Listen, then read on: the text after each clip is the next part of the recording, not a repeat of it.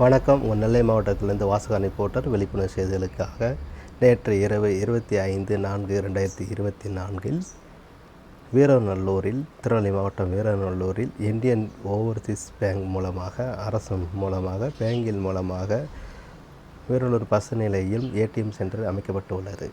இதன் மூலமாக நான் பணம் எடுப்பதற்காக அந்த ஏடிஎம் சென்டருக்கு சென்று இருந்தேன். அப்போது பணம் எடுத்துவிட்டு திரும்பும் நேரத்தில் அந்த ஏடிஎம் சென்டரில் பணம் வைக்கப்படக்கூடிய சாவி, 2 சாவிகள் அதிலே இருந்தது. அதாவது திறக்கும் வடிவத்திலேயே இருந்தது.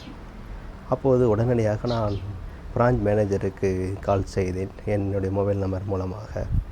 அப்போ கால் செய்தோன்னே உடனே அதிர்ச்சி அடைந்தார். அவர் உடனே ஃபோட்டோ எடுத்து அனுப்புமாறு கேட்டுக்கொண்டார்.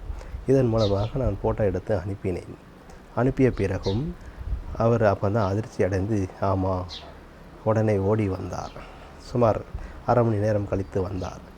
திருப்பி உடனே நான் சாவியும் நானும் இருக்குவதைப் போல் ஃபோட்டோவும் எடுத்துக்கொண்டேன். அப்பொழுது திருப்பி அரை மணி நேரம் கழித்து அவர் வந்தார். அவரிடம் சாவியை நான் ஒப்படைத்தேன். அதிர்ச்சியிலிருந்து மீண்டுள்ளார். மீண்டும் அவர் சொன்ன வார்த்தை, நான் நாளையுடன் ட்ரான்ஸ்ஃபர் ஆகிறேன் அப்படி என்று கூறினார். அப்போ ஏன் இதை சொல்கிறேன் என்றால், விழிப்புணர்வு எல்லாருக்கும் தேவை. சில சமயங்களில் விழிப்புணர்வு கூறக்கூடியவர்களுக்கு விழிப்புணர்வு இல்லாமல் போகிறது. காரணம் டென்ஷன், மறதி. இதைத்தான் எல்லாரும் கூறுவார்கள்.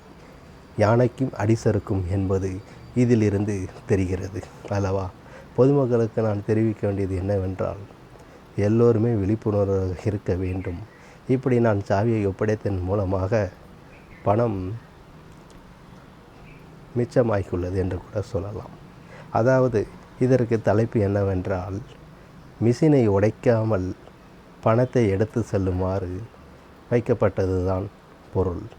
ஆக எத்தனை பேரோ வருகிறார்கள், போகிறார்கள். எத்தனையோ இடங்களில் நியூஸ் பேப்பர் மூலமாக நாம் பார்க்கிறோம். ஏடிஎம் மிஷினை உடைத்து 25 லட்சம் கொள்ளை, ஏடிஎம் மிஷினை காணவில்லை. இப்படி எவ்வளவோ நியூஸை பார்க்கிறோம்.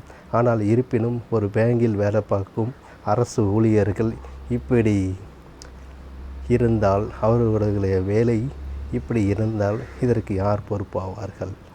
இதுதான் நெல்லை மாவட்டத்திலிருந்து வாசகன் ரிப்போர்ட்டர் எஸ். பழனியின் முதல் கேள்வியாகும்.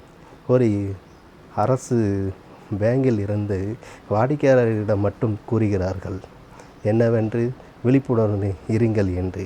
ஏடிஎம் கார்டில் இப்போ உங்களுடைய சிகரெட் நம்பரை எழுத வேண்டாம், எழுதினால் கார்டு தொலைந்தால் பணத்தை எடுத்து விடுவார்கள் என்று கூறுகிறார்கள். பின்பு நாங்கள் எந்த ஃபோனும் அழைக்க மாட்டோம், ஃபோனின் மூலமாக எந்த ஒரு ஆதார் கார்டோ பேன் கார்டோ நான் கேட்க மாட்டோம் என்று விழிப்புணர்வுடன் சொல்லிக்கொள்கிறார்கள். ஆனால் அதே விழிப்புணர்வு எங்கே போனது இவர்களுக்கு?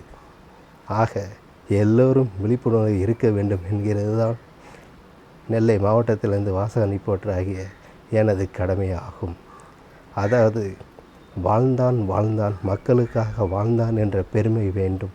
வீழ்ந்தான் அந்த மக்களுக்காகவே வீழ்ந்தான் என்கிற பெருமையும் வேண்டும் என்று சொல்லிக்கொண்டு, அது எனக்கு இருக்கிறது என்று காட்டவே இந்த விழிப்புணர்வு வீடியோவை உங்களுக்காக அனுப்புகிறேன். தமிழகம் வாழ்க வளர்க என்று சொல்லிக்கொண்டு, தமிழ் குடிமகன் என்கிற தைரியத்துடையும் பேசுகிறேன். நன்றி, வணக்கம்.